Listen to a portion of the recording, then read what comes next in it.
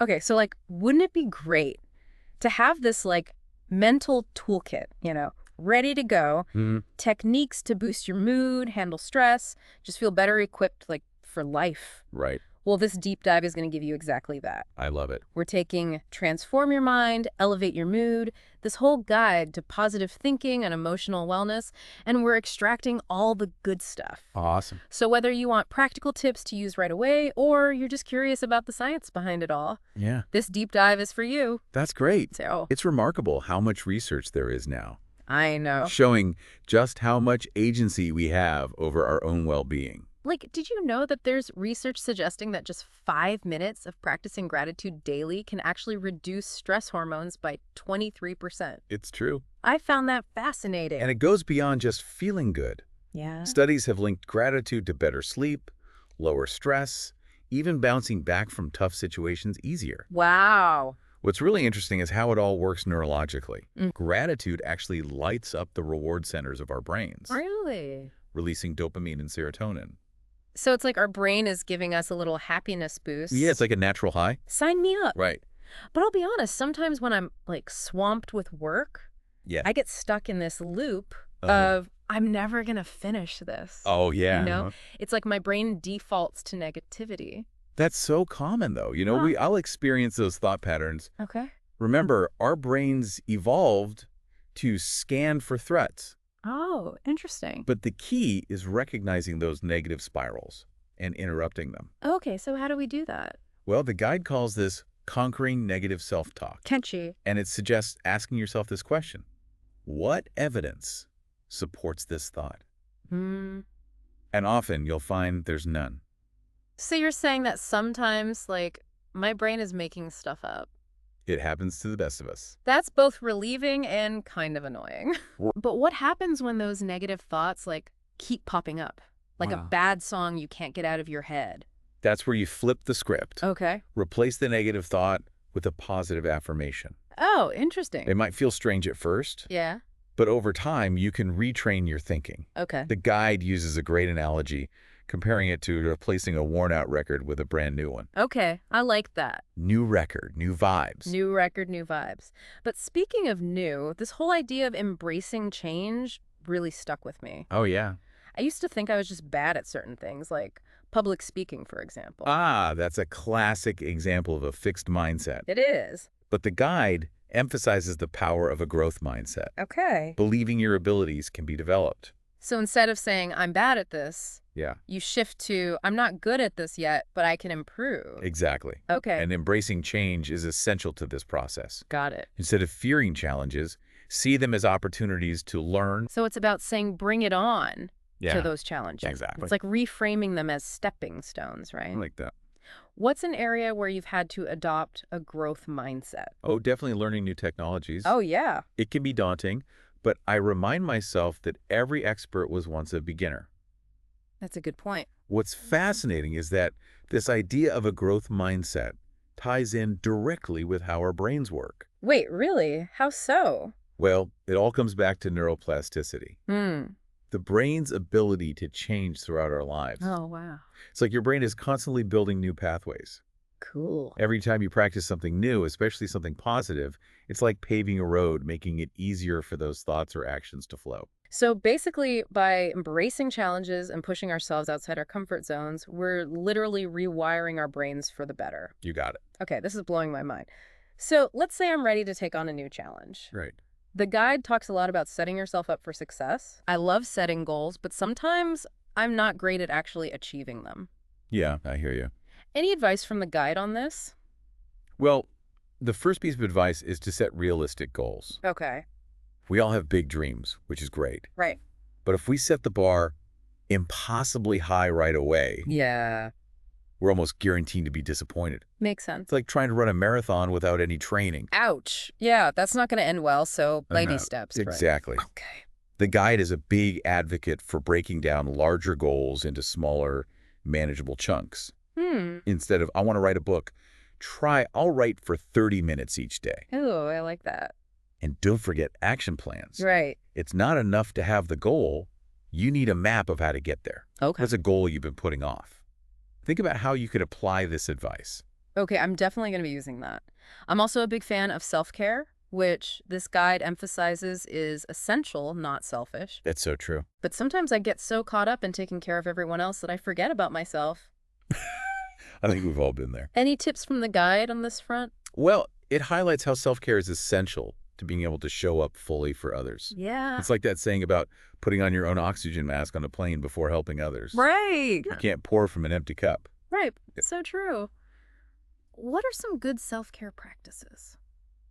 The guide mentions meditation, exercise, spending time with loved ones, Yeah. and even simply taking a few minutes to relax and recharge. Okay. Doesn't have to be anything grand or expensive. Right. What's one small act of self-care you could do for yourself today? Mm. Even just 5 minutes of quiet time can make a difference. I love that. Yeah. 5 minutes, I can do that.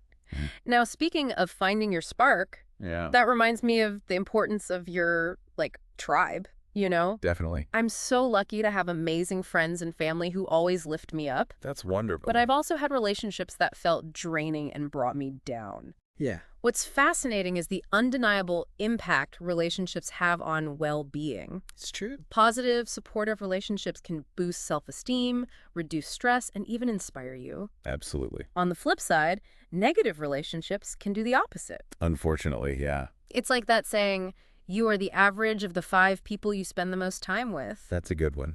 Think about who lifts you up and who might be unintentionally holding you back. It's a good exercise. Wow, that's a powerful thought. It is. I'm going to be thinking about that a lot. Me too. You know, this deep dive is making me realize how important it is to pursue activities that bring me joy. I agree. I recently rediscovered my love for playing the piano, and it's been such a mood booster. Oh, that's great. What about you? What's your spark? For me, it's hiking. Oh, nice. Getting out in nature, unplugging from everything. Yeah, It's incredibly restorative. I bet. And the guide highlights how engaging in joyful activities can be a powerful way to cope with stress, recharge, and bring a sense of purpose. Hmm? It's not just about fun. It's about nurturing your soul. I love that. Right. I think it's so easy to get caught up in the have-toss of life and forget about the want-tests. Absolutely. But those want-tos are what make life feel vibrant and meaningful. I agree. So let's make a pact right now Are you? to schedule in at least one joyful activity this week. Deal. Deal. Okay, so we've covered a lot of ground already. We have. Gratitude, conquering negative self-talk, embracing a growth mindset, self-care, and our tribe. It's a lot. But there's so much more to uncover. I know. I'm excited. Are you ready to keep going? Absolutely. Let's dive back in. As we kind of delve deeper into this toolkit for emotional well-being, Wow. I think it's important to remember that it's not about achieving some perfect state of happiness, Oh, yeah. 24/7. You know? Right. It's not about pretending everything is sunshine and rainbows all the time. Exactly. Life definitely throws curveballs. This guide isn't about denying the tough stuff. Right. It's about equipping ourselves to navigate those challenges Yeah. with resilience and grace.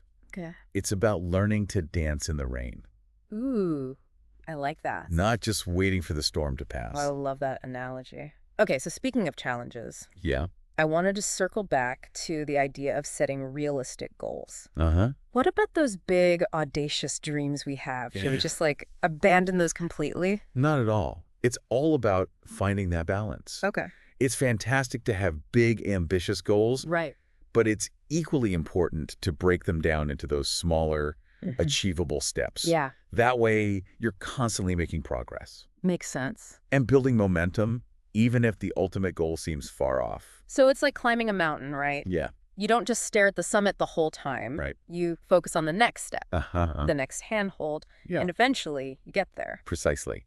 And each step along the way is a victory worth celebrating. I like that. It's that feeling of accomplishment that keeps you motivated and moving forward. This conversation is really highlighting how emotional wellness isn't some destination you arrive at. Yeah. It's an ongoing journey of self-discovery and growth. That's a beautiful way to put it. Aw, thanks. And just like any journey, there will be detours and bumps along the way. Oh, for sure. There will be days when you slip back into those negative thinking patterns Yeah. or feel overwhelmed. Tell me about it. Some days it feels like I'm taking 2 steps forward and 1 step back. But that's perfectly normal. It is. The key is to be kind to yourself. Okay. Acknowledge those setbacks as part of the process Yeah. and simply get back on track. It's not about perfection. It's about progress. Speaking of progress, I wanted to revisit the topic of prioritizing self-care. Uh-huh. I know it can be tough to make time for ourselves, especially when we're juggling a million things. It's so easy to fall into the trap of thinking self-care is a luxury, Right. something we can't afford. Yeah. But as we talked about earlier, it's an investment in your overall well-being, Right. and it doesn't have to be time-consuming or expensive. Right. It's like that oxygen mask analogy again. Exactly. You can't help others if you're not taking care of yourself first. And even small acts of self-care can have a huge impact. Like what? Taking a few deep breaths, listening to your favorite music, going for a walk in nature. Oh, yeah. Those are all simple but effective ways to recharge. It's about finding those little moments of rejuvenation throughout the day Yeah. that help you stay grounded and centered. And the amazing thing is that those small moments can create a ripple effect, Really? improving your mood, your productivity, and even your relationships. Okay, shifting gears a bit. Okay. I was really struck by the guide's emphasis on surrounding yourself with positive and supportive people. Oh, yeah, that's huge. I know for me, my relationships have a huge impact on how I feel. This is a point that can't be overstated. Yeah, Our relationships have a profound influence on our thoughts, feelings, and behaviors. it's true. If you're constantly surrounded by negativity and drama, Yeah, it's incredibly challenging to stay positive and motivated. it's true. It's like your energy gets depleted Yes. just being around those types of people. On the flip side, if you're surrounded by people who lift you up, encourage you, and believe in you, Yeah. it can make all the difference in the world. Wow. It's like having a team of cheerleaders cheering you on every step of the way. That's such a great visual. I'm picturing it now. Yeah. Okay, so we've talked about adding positive influences to our lives. Right? But what about those relationships that drain our energy and hold us back? Ah, that's the tough part. Yeah. Letting go of relationships, especially if they're long-standing friendships or family relationships, can be really difficult. It can feel almost impossible sometimes. Yeah. But I know deep down that sometimes it's necessary for our own well-being. You're right. It's a delicate balance. Yeah. But ultimately, we have a responsibility to protect our own emotional space. Hmm. And sometimes that means creating some distance from people who bring us down, Okay. even if it's temporary. You know, this conversation about creating a supportive environment Yeah. isn't just about the people in our lives, right? Absolutely. It also extends to the physical spaces we inhabit, Oh, interesting. the media we consume, and even the thoughts we allow to occupy our minds. So it's like we're curating our entire environment Yeah, to support our emotional well-being. exactly. Think of your environment as a garden. Okay. You wouldn't intentionally plant weeds and neglect the flowers, would you? No, you'd carefully tend to the things that bring you joy and beauty. And that's exactly what we need to do with our emotional environment. Be mindful of what you allow in Okay. and make choices that nourish your soul. I like that. Unsubscribe from those social media accounts that make you feel inadequate. Yeah. Limit your exposure to negative news. Mm-hmm. And most importantly, challenge those negative thoughts that inevitably creep into your mind. It's like creating a sanctuary for your mind, I love that. a place where you can feel safe, supported, and inspired. And that sanctuary can become a wellspring of strength and resilience Yeah. as you navigate the inevitable ups and downs of life. This whole mental toolkit idea, it's not just about fixing what's broken, is it? I'd say it's also about enhancing what's already working, Okay. maximizing your potential for happiness, fulfillment, and well-being. I like that. Yeah. It's not about becoming someone you're not. Right. It's about becoming the best version of yourself. And that journey of self-discovery and growth can be incredibly rewarding. I agree. Speaking of rewarding, I'd love to dive a bit deeper into the power of gratitude. Oh, yeah, let's do it. I'm curious what happens in our brains when we practice gratitude. Okay, so studies have shown that gratitude actually activates specific areas of the brain Okay. associated with reward, pleasure, and social bonding. Interesting. It also releases those feel-good neurochemicals, Yeah. dopamine and serotonin. So it's not just some fluffy feel-good concept. Right. There's actual brain chemistry involved. Absolutely. And the benefits extend beyond just feeling good. Go. Gratitude is linked to better sleep, reduced stress, and even greater resilience when facing difficult situations. Oh, it's amazing how something as simple as focusing on what we're grateful for I know, right? can have such a powerful impact on both our minds and bodies. It really is. And the best part is that gratitude is a skill you can cultivate, Really? like a muscle you can strengthen with practice. So the more we practice gratitude, Yeah. the more natural it becomes and the more benefits we experience. Exactly. It's a win-win situation. Sign me up. I think gratitude is more than just counting our blessings, though. I agree. It's also about actively shifting our perspective. What do you mean by that? Well, it's about consciously choosing to focus on the good, even when things are tough. Right. It's about finding those silver linings, even amidst the storms. Exactly. And that choice can have a profound impact on your overall experience of life. It's like choosing to see the world through a lens of appreciation and possibility. And that shift in perspective can be incredibly empowering, can't it? It really can. Okay, shifting gears again. Okay. The guide talks about letting go of things that no longer serve us. Yeah. This feels relevant to so much of what we've been discussing. Yes, the art of letting go. Ooh. It can be a difficult process, Yeah. but it's essential for growth and well-being. Okay. We often hold on to things, Yeah. physical objects, relationships, even thoughts and beliefs Uh-huh. that no longer serve us, Yeah. sometimes out of fear, Yeah. obligation, or even just plain inertia. It's like carrying around that heavy backpack filled with rocks. Yes. You can manage, but it's so much easier to move through life without that extra weight. Exactly. And when you let go of that weight, you free up space for new experiences, relationships, and possibilities. So where do we even begin with this process of letting go? It Yeah. can feel so overwhelming. Well, a good place to start is with physical clutter. Okay. Go through your closets, your drawers, your garage. Get rid of anything you haven't used in the past year. I've done that before, and it's Yeah. amazing how freeing it feels to clear out physical space. And often, that physical decluttering can lead to emotional decluttering as well. Really?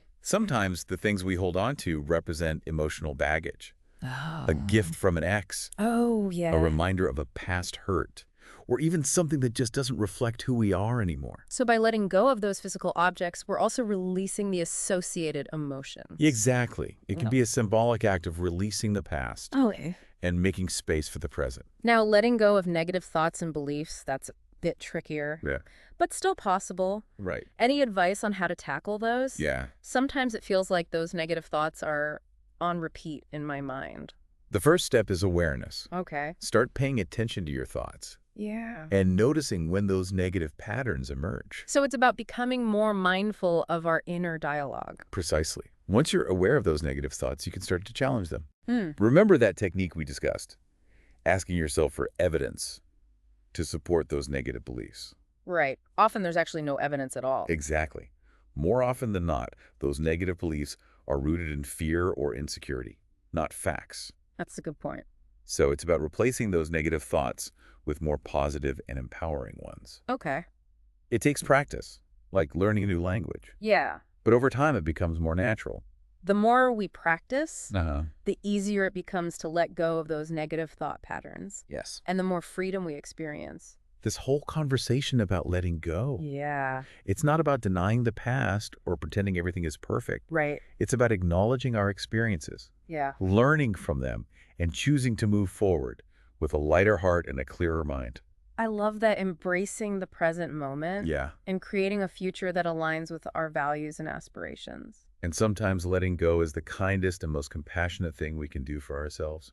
Okay, this has been heavy. I'm ready for something lighter. Okay.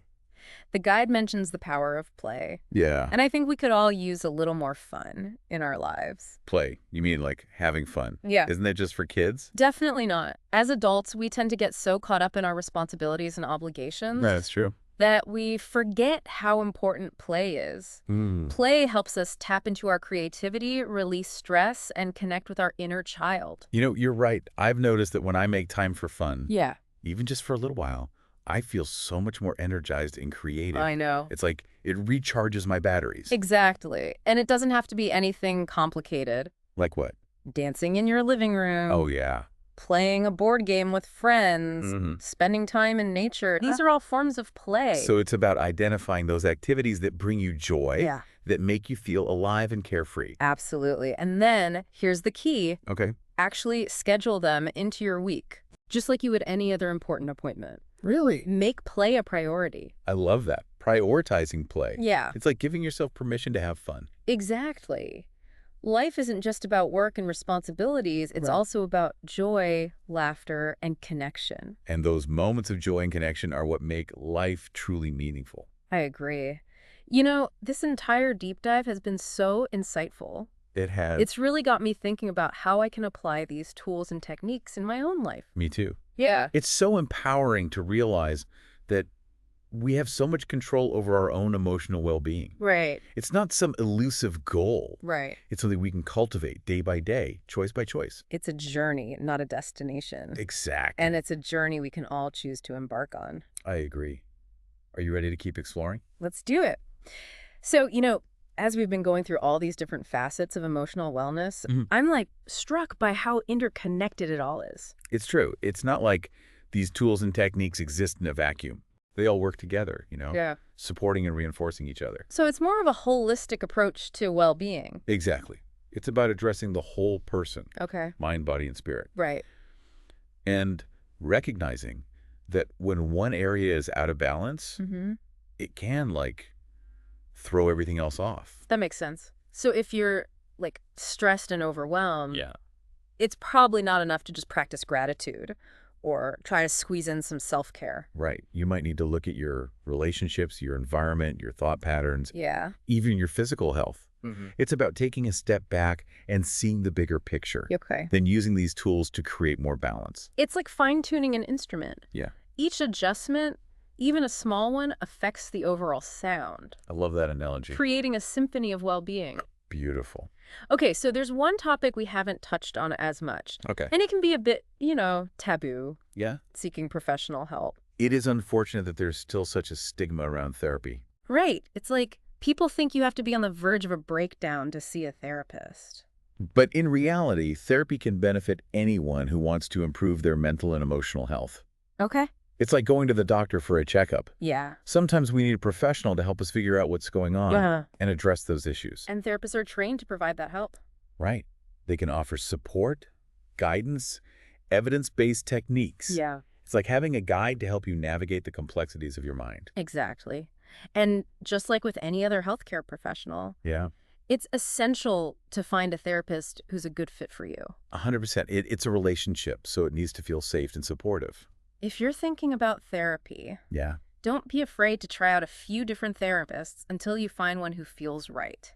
And remember, it's a sign of strength, not weakness, to ask for help. Right. It shows self-awareness and a commitment to your well-being. Absolutely.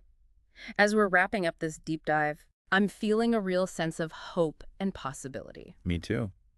It's a reminder that we have the power to shape our own lives Right. and create positive change. Emotional wellness isn't some far-off destination. It's something we can cultivate each and every day. It's a journey, not a destination. It's a journey worth taking. So as we leave our listeners today, Yeah. I want to encourage you to take what you've learned and start applying it. Experiment with these tools. Yeah. Find what works for you. And remember, even small changes can make a big difference. Absolutely. Keep learning, keep growing, and keep believing in your own capacity for happiness and well-being. Because you deserve a life filled with joy, purpose, and fulfillment. And you have the power within you to create that life. Thanks for joining us on this deep dive. It's been a pleasure exploring these ideas with you. Until next time, take care of yourself. And each other.